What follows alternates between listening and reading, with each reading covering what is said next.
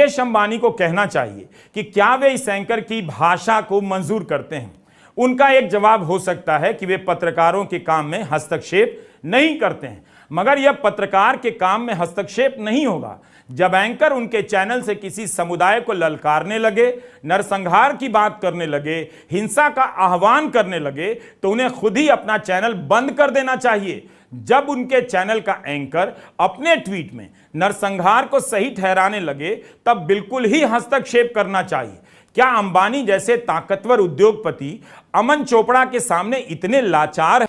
तो दोस्तों, हम मुसलमान ऐसे ही होते हैं। हमने जब मेवात, गुरुग्राम और ट्रेन में मुसलमानों को मरते हुए देखा और उस पर रवीश कुमार का ये वीडियो देखा तो हम खुश हो गए। हमें लगा कि हमें इंसाफ मिल गया। लेकिन वाकई रवीश या फिर किसी और ऐसा कहने पर भी मुसलमानों को खुश होना चाहिए, या फिर उन्हें इस बात को गौर फिक्र करनी चाहिए कि जो बात रवीश या फिर कोई और कह रहा है वो मुस्लिम नेता क्यों नहीं कह रहे हैं। अब आप मिसाल के तौर पर इमरान प्रतापगढ़ी या फिर असदुद्दीन ओवैसी को ही ले लीजिए। ये दोनों सांसद हैं, लेकिन इनमें और रवीश कुमार में ज़्यादा फर्क नहीं है, बल्कि ये दोनों तो रवीश कुमार से भी गए गुजरे हैं। कम से कम रवीश कुमार मुकेश अंबानी और अरुण पुरी पर सवाल तो उठा रहे हैं।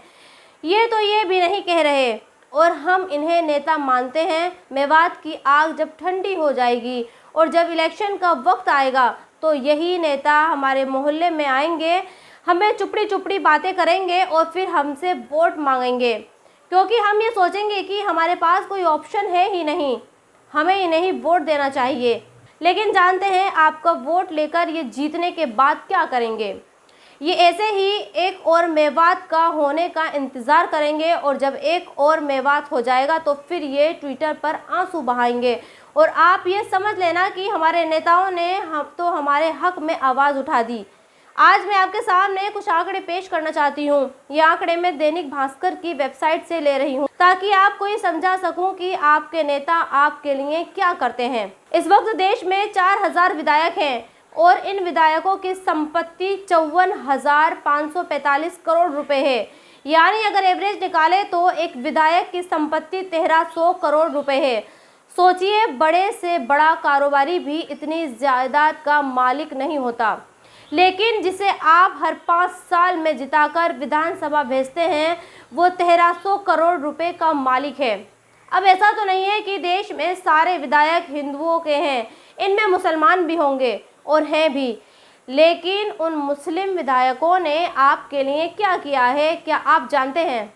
आपके मोहल्ले और आपकी गली की टूटी सड़कों की मरम्मत भी नहीं करवाई है, लेकिन आप हैं कि आप अगली बार फिर से उसी को और ज़्यादा अमीर बनाने के लिए वोट दे देंगे और वो आपसे वोट लेगा और जीतने के बाद इन 1300 करोड़ रुपए में और इजाफा करेगा।